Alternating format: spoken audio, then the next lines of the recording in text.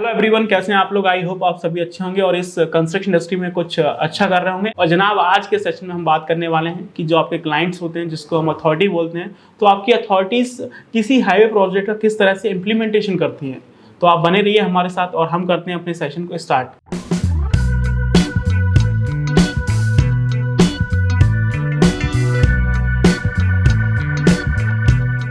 तो इंजीनियर्स, आप स्क्रीन पर देख सकते हैं, हमने लिखा हुआ है mode of implementation of highway project. कि किसी भी हाईवे प्रोजेक्ट में किस तरह का बिल बनेगा, ये डिपेंड करता है कि जो आपका क्लाइंट है और जो आपका कॉन्ट्रैक्टर है उनके बीच में किस तरह का कॉन्ट्रैक्ट साइन हुआ है। और किसी भी हाईवे प्रोजेक्ट में किस तरह का कॉन्ट्रैक्ट साइन होता है, ये डिपेंड करता है कि आपकी अथॉरिटीज ने, आपके क्लाइंट ने किस तरह का टेंडर रिलीज किया है।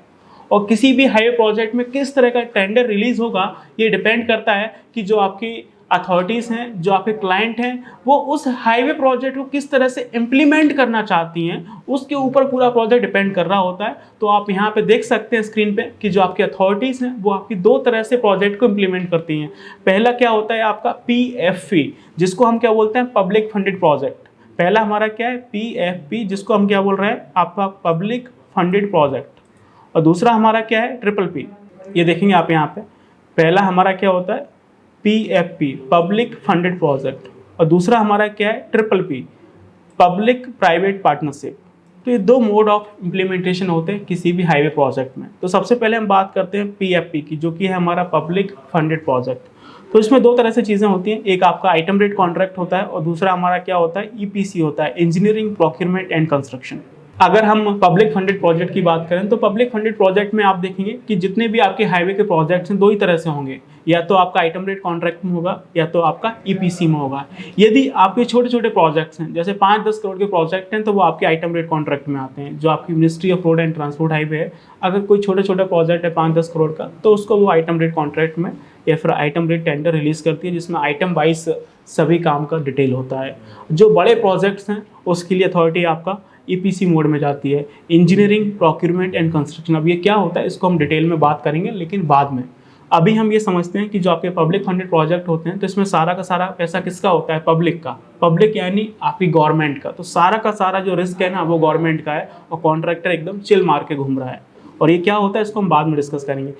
दूसरी तरफ देखेंगे तो हमारे पास क्या है, PPP है, पब्लिक प्राइवेट पार्टनरशिप है। तो इसमें आप देखेंगे कौन कौन से आपके मोड ऑफ इम्प्लीमेंटेशन होते हैं। आपका BOT होता है, बिल्ट ऑपरेट ट्रांसफर टोल, या फिर आपका BOT होता है एन्युटी वाला, बिल्ट ऑपरेट ट्रांसफर एन्युटी, या फिर आपका हाइब्रिड एन्युटी मॉडल होता है, हाइब्रिड एन्युटी मॉडल।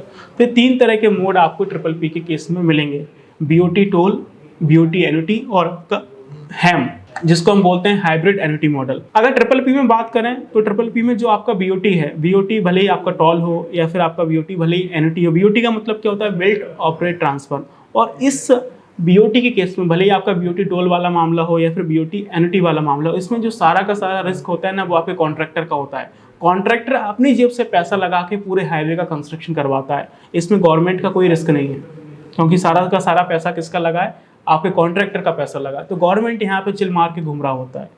सोचिए, यहाँ पे कॉन्ट्रैक्टर अपनी जेब से खुद पैसा लगा के एक हाईवे प्रोजेक्ट को कंप्लीट करा रहा है। तो इस केस को हम क्या बोलते हैं, बिल्ट ऑपरेट ट्रांसफर। आपका जो कॉन्ट्रैक्टर है वो एक हाईवे प्रोजेक्ट को बिल्ड करेगा, फिर उसको ऑपरेशन कंडीशन में लाएगा, वहाँ पे टोल लगाएगा, वहाँ से रेवेन्यू जनरेट करेगा। और जब उसका रेवेन्यू आपका पूरा जनरेट होके उसका जो कॉस्ट है वो कंप्लीट हो जाएगा, तो उसके बाद फिर वो पूरा का पूरा प्रोजेक्ट आपकी गवर्नमेंट और आपकी अथॉरिटी को ट्रांसफर कर देता है। तो इसको हम क्या बोलते हैं, बिल्ट ऑपरेट ट्रांसफर। इस केस में आपका कॉन्ट्रैक्टर अपनी जेब से पैसा लगाता है, तो सारा का सारा रिस्क उसी का होता है, ठीक है। भले ही आपका BOT टोल हो, इसमें भी सारा रिस्क आपके कॉन्ट्रैक्टर का। भले ही आपका BOT एन्युटी हो, इसमें भी सारा रिस्क आपके कॉन्ट्रैक्टर का है। लेकिन इसके बाद एक आता है हैम, जिसको हम बोलते हैं हाइब्रिड एन्युटी मॉडल। और इस हैम में क्या होता है, ये हैम आपका जो हमारे माननीय मिनिस्टर है नितिन गडकरी जी, उनका चाइल्ड ब्रेन बोला जाता है। इस हैम में क्या होता है, इस हैम के प्रोजेक्ट में जो आपका रिस्क है वो डिवाइड हो जाता है। हैम के प्रोजेक्ट में क्या होता है, जितने भी हैम के प्रोजेक्ट्स आते हैं उसमें आपका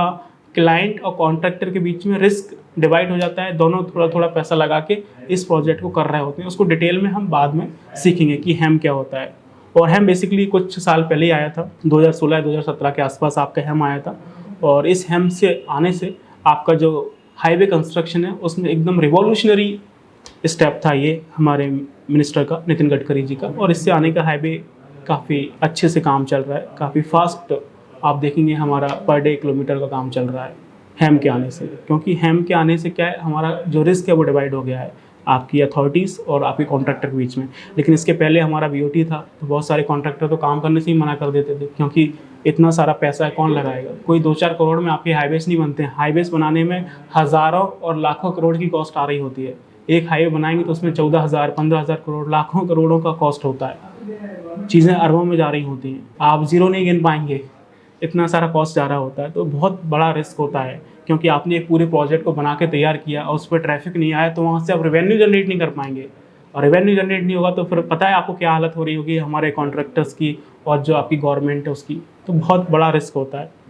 तो जितने भी आपके पब्लिक फंडेड प्रोजेक्ट्स होते हैं, आइटम रेट कॉन्ट्रैक्ट हो या फिर ईपीसी हो, इसमें गवर्नमेंट अपना पैसा लगा के सारा काम करवाती है और प्रोजेक्ट के ख़त्म होते होते तक आपका सारा का सारा पैसा कॉन्ट्रैक्टर को मिल जाता है। लेकिन वही हम ट्रिपल पी की बात करेंगे, ट्रिपल पी में जो आपका बीओटी होता है, टोल हो या फिर आपका बीओटी एनओटी हो, इसमें सारा का सारा पैसा कॉन्ट्रैक्टर का होता है और प्रोजेक्ट खत्म होने के बाद आपके कॉन्ट्रैक्टर टोल लगाते हैं और उस टोल से पैसा वसूलते हैं, वही उसकी कॉस्ट को कंप्लीट कर रहा होता है। तो उसको करने में टाइम लगता है। आपका जो प्रोजेक्ट है उसको भी 4-5 साल लगेंगे, कोई प्रोजेक्ट को 2 साल लग रहे हैं, 3 साल लग रहे हैं, तो 2-3 साल में तो आपका प्रोजेक्ट कंप्लीट होता है, जब तक कॉन्ट्रैक्ट अपनी जेब से पैसा लगाएगा। उसके बाद जब प्रोजेक्ट बन के तैयार होगा तो फिर आपका जो प्रोजेक्ट है वो ऑपरेशनल मोड में आएगा।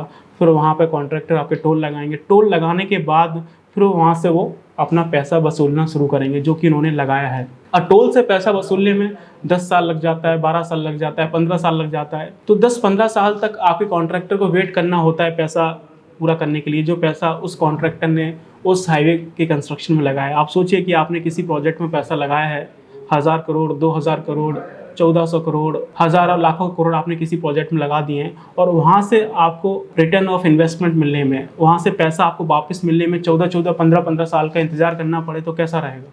हालत ख़राब हो रही होती है कॉन्ट्रैक्टर की, क्योंकि पैसा तो आपने आज लगाया, वो पैसा मिल रहा है आपको 14 साल बाद, 15 साल बाद। क्योंकि जब आप टोल लगाएंगे तो ऐसा तो नहीं है कि एक ही दिन में या फिर एक ही साल में आपका सारा पैसा वापस आ जाएगा। टोल लगाने से आपके जो व्हीकल्स पास हो रहे होते हैं उनसे पैसा लिया जाता है, ऐसे टैक्स की आप उस रोड का यूज़ कर रहे हैं, तो वो प्रोसेस मतलब एटलीस्ट आपका 10-15 साल का प्रोसेस होता है। तो 10-15 साल तक आपका जो कॉन्ट्रैक्टर है उस टोल से पैसा वसूलता है, तब जाके उसकी जो कॉस्ट है वो कंप्लीट होती है। तो उसमें सारा रिस्क कॉन्ट्रैक्टर का है। लेकिन वहीं हम अगर हाइब्रिड एन्युटी मॉडल की बात करेंगे तो जो आपका हैम है उसमें कॉस्ट आपकी डिवाइड हो रही होती है। कुछ पैसा आपका कॉन्ट्रैक्टर देता है, कुछ पैसा आपकी गवर्नमेंट देती है, उसके ब्याह पे उसमें काम हो रहा होता है। तो सबसे बेहतरीन मॉडल है वो है आपका हैम।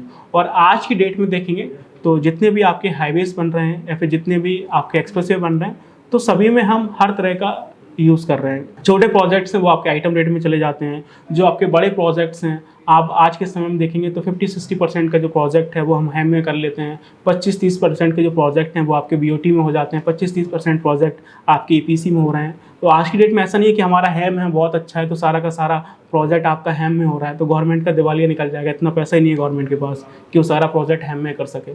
तो आज भी देखेंगे सबसे अच्छा तो हमारा हाईवे प्रोजेक्ट को इम्प्लीमेंट करने का जो मेथड है वो हैम है अगर देखा जाए तो, क्योंकि रिस्क आपका डिवाइड हो रहा होता है कॉन्ट्रैक्टर क्लाइंट के बीच में। लेकिन फिर भी आज के समय में सारे प्रोजेक्ट्स हैम में नहीं आ रहे हैं। कुछ प्रोजेक्ट आज भी आइटम रेट में आते हैं, कुछ प्रोजेक्ट्स आपके आज भी ईपीसी में आते हैं, कुछ प्रोजेक्ट आज भी आपके बीओटी टोल पे आते हैं और कुछ प्रोजेक्ट आज भी बीओटी एनओटी में आते हैं। तो गवर्नमेंट जितने भी प्रोजेक्ट हैं उनको डिवाइड कर रखा है कि हाँ 40-50% प्रोजेक्ट हम हैम में दे देंगे, 25-30% प्रोजेक्ट आपके ईपीसी में चले जाएंगे, 25-30% प्रोजेक्ट आपका बीओटी में चले जाएंगे और कुछ 5-10 प्रोजेक्ट मतलब 5-10% प्रोजेक्ट आपका आइटम रेट में चला जाएगा। तो इस तरह से उसने चीज़ें डिवाइड कर रखी हैं ताकि सारा का सारा लोड आपकी गवर्नमेंट के ऊपर नहीं आए। बात समझ आ रही है? तो ये है आपका मोड ऑफ इम्प्लीमेंटेशन किसी हाईवे को करने का।